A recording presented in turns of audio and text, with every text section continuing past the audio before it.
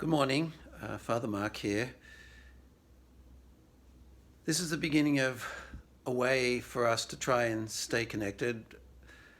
Father Michael, the other priests and brothers of the Oratory are going to try and put together a few small clips that we're going to post on the Oratory Church YouTube channel in a hope that we can stay connected during this time when we have to fast from public masses and other forms of gathering.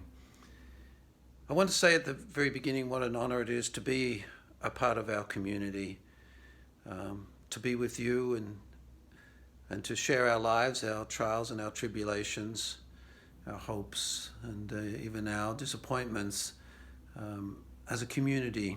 You know, I've been part of this Oratorian community for about 30 years, and you know, it's a great honor and a privilege, and we want to find some way to keep that going, and this is an attempt to do that, to keep the bonds of charity and affection alive. Christianity is full of trials and tribulations. In fact, the very beginning of Christianity, of course, is that Jesus gives his life out of love for us, and that dying is a precursor, in fact, a necessary step on the way to the resurrection. And we're going through another period of trial. We've had many, and it's my hope, my belief, and certainly our intention that we will emerge on the other side of this much stronger. In a few minutes, I'm going to celebrate Mass as we are pledging to do each day, including Sundays, for you, and to give you an opportunity to be a part of that through this YouTube broadcast. I'm going to show you my little altar that I've set up on my desk in my room. Excuse me, here it is. That's my ordination chalice, in fact. On the far side, you can see a picture. That's my mum. She's 88. She's driving a 34-year-old car.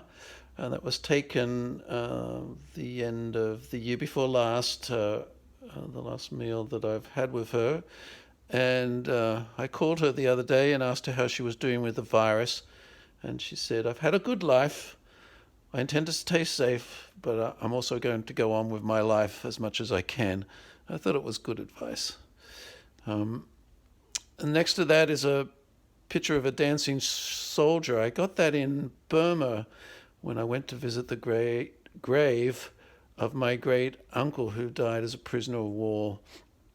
And I thought maybe that would be a little bit of a symbol of us, that we've got a kind of soldier on, but we're going to try and do that with, you know, some real Philippian oratorian joy, and to find some moments of life and light even in the midst of these kind of difficulties. I don't have incense. I know, not very oratorian of us, but I do have some music there. I'm going to put it on. I've got a little piece from Rachmaninoff, not quite Ben and Tucker and the choir, but we'll do our little best. And I even have a bell. Let me ring that for you. It's a little bit of a cowbell, I know, but anyway, we're doing our best.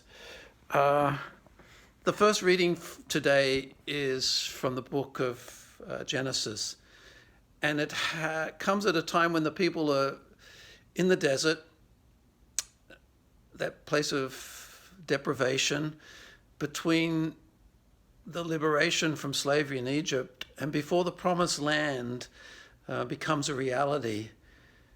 And in the midst of that, they are encouraged to seek out God as their hope, though they can't see the future and the resolution is not there yet. The hope is based on the belief that God's love is unconditional and enduring, and despite the appearances, that will prevail. And I thought that was a good message for us today, that our hope is based on the experience that we have of a God who loves us and cares for us, whose mercy knows no limits. And it's based on the experiences that we have had as a community and that we will have as a community. And so it will be my prayer today for you, for myself, for our country, for our world, that we'll be safe, that we'll be well, that we'll find ways to stay connected and help each other, and that we will come out of this stronger than ever. One last little thing on a practical level.